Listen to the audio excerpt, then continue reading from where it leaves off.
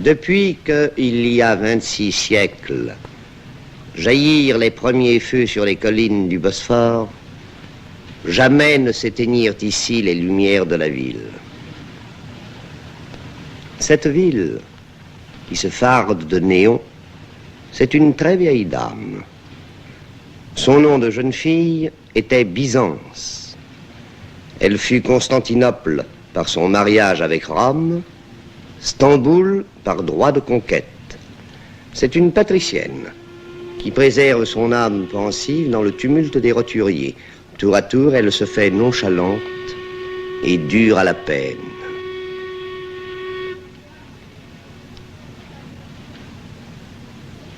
Le portefaix cramoisi ou livide, illettré et musclé, la sirène des navires l'appelle à la tâche. Ici, nul effort n'aurait de sens s'il n'y avait le Bosphore. Les passeurs font la navette entre deux continents sans cesser d'être chez eux.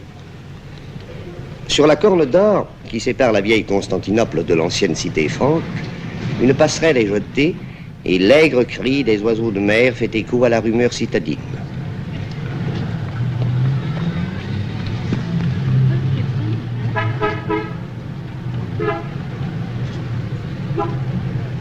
Le fleuve marin trace la frontière du jour et de la nuit. Là, sur la rive orientale, somnole une des trois villes qui forment Stamboul, Scutari, la provinciale, où le soir on va fuir la bruyante cité occidentale. Et sur la côte d'Europe, Péra et Galata dégringolent vers l'eau, au hasard des pentes, en ruelles de guingois. Deux rares échappées s'ouvrent sur l'avenue maritime et ses perspectives. Au rendez-vous du Bosphore se rejoignent des cascades de pavés, des éboulements de bicoques en bois. Le flâneur distrait s'y tord la cheville. Escaliers et escarpements découragent même l'usage de la brouette. Ici survit d'une imagerie conforme aux chromos désuets tout ce qu'a épargné l'incendie dans l'humble refuge des petits métiers.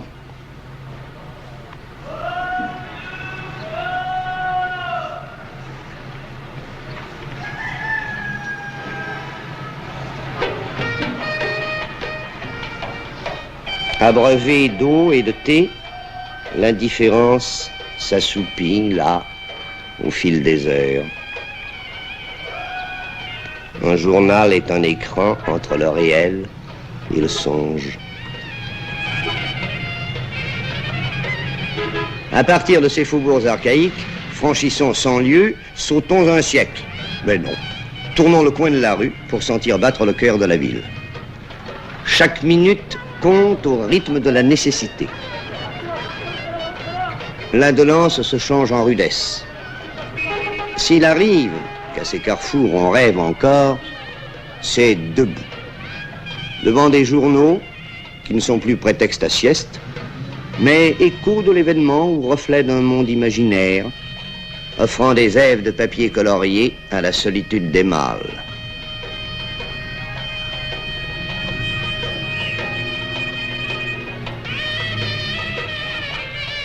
Dolmouche signifie complet.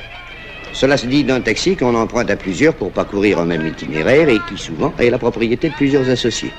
Mais au volant, c'est chacun pour soi, à ses risques et périls. Tous les chauffeurs sont des champions, vous dit-on ici, en ajoutant les autres sont morts. C'est casse-cou. La ville est mal faite pour les accueillir. Les rares dégagements se referment sur des artères tracées au temps des fiacres. Condamné par l'urbanisme de demain, le haut de Péra reste le centre étriqué, incommode, d'un quartier d'affaires où 1900 se survit. La rue est masculine. La féminité y affirme sa présence prudemment. Les mères hésitent encore à user des droits depuis 30 ans acquis. Les filles, avec réserve, entrent dans le XXe siècle par le chemin des lycées. La loi, on la sent partout présente, obéit, discipline, désir d'ordre, notion neuve que la Turquie impose dans la rue, grave dans la pierre et le bronze. Atatürk le fondateur, règne sur les quartiers neufs du Nord, où le glaive de la révolution militaire trace les perspectives de l'avenir.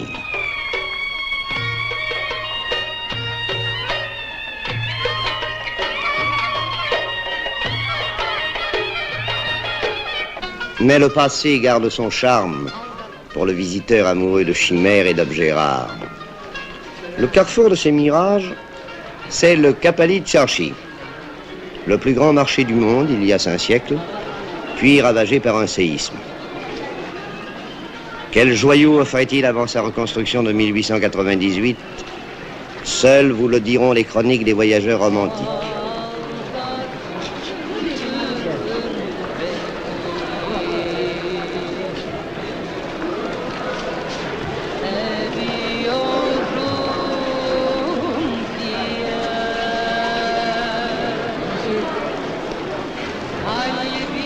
Ce qu'on vous y propose maintenant, la pacotille japonaise y tient autant de place que l'artisanat local ou la corporation des orfèvres.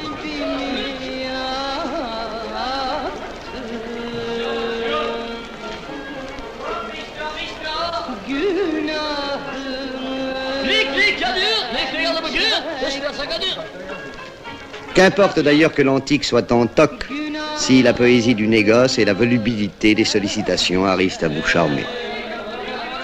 Il faut s'égarer exprès dans ces 92 rues aux 3000 boutiques pour découvrir la vérité des passants, sinon celle des objets. Celle-ci prend sa revanche au terme du chemin. Les babouches sont d'origine. Quittant ce labyrinthe et les grands travaux du marchandage, laissez le temps reprendre son cours en ces heures de trêve. Prêtez l'oreille à un chant de femme qui vous parle de fleurs ou de passion. Ayez un regard pour les petits métiers de la rue. Attardez-vous devant les séminaires, les médressés, où se penchaient sur le Coran les étudiants de jadis. Appréciez sans hâte la saveur d'un Orient qui, pour se révéler à vous, pour vous ouvrir ces mosquées peu farouches et ces paysages de sainte coupole, ne vous oblige pas à quitter l'Europe.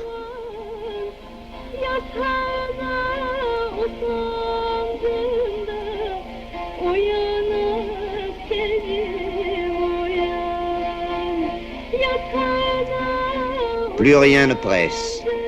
Ici, l'avenir ne se lit que dans le mar de café.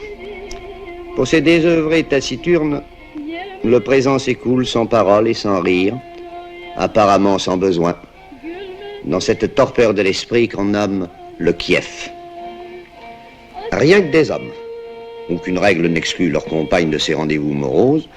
La coutume les en écarte. La boisson usuelle est le verre de thé avant le café, la limonade, le jus de fruits et le raki. Mais cette anisette se consomme discrètement, sans excès.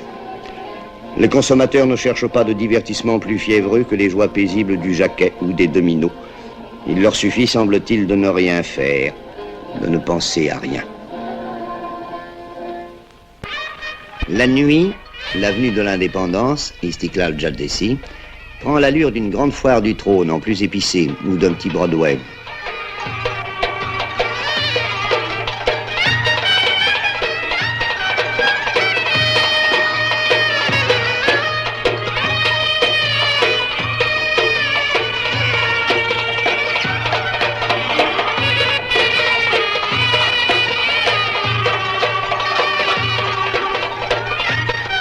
Des trottoirs exigus débordent dans la rue une foule dont l'anonymat et la liberté d'allure ne trouvent nulle part leur pareil en Turquie. Liberté nuancée de frustration, comme en toutes les civilisations où l'homme, en ses plaisirs, renonce à la présence féminine pour être sûr d'en priver autrui. Cuisses de dames, nombril de femmes, ce sont des noms de plats, souvent délectables. Dîner en ville est pour le Turc moyen une fête. Gourmand mais frugal, il s'abreuve de sirop de cerise et de yaourt, grignote des noix ou des amandes.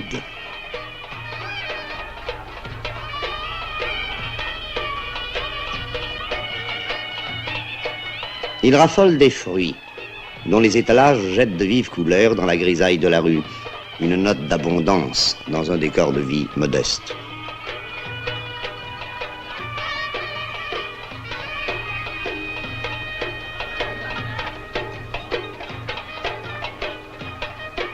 Et puis le parfum de kebab et de pâtisserie, de miel et de laurier.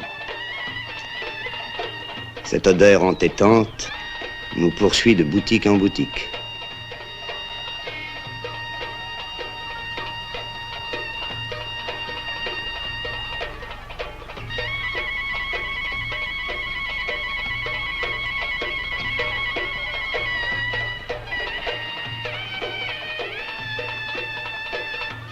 Le père des Turcs, d'un regard impérieux, surveille ses enfants.